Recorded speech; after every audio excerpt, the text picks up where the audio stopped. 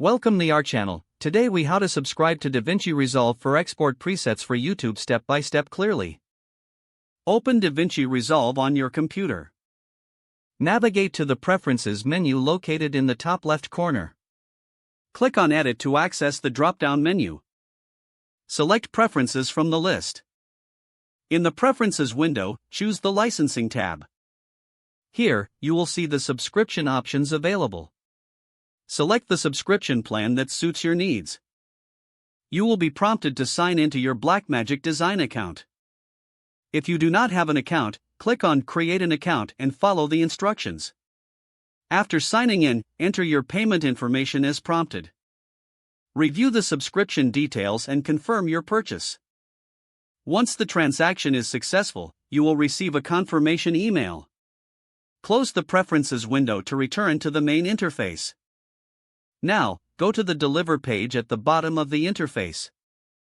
In the Render Settings panel, select YouTube as your export preset. Adjust any specific settings for your YouTube upload as needed. Click the Add to Render Queue button. Finally, click Start Render to export your video with the YouTube preset.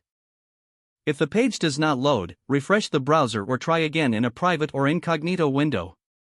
Make sure you are using the correct email address, then retype it carefully to avoid small typos. If your password is not accepted, use the Reset option and create a new strong password you can remember. Check your spam folder for verification or security emails, then complete any requested confirmation steps.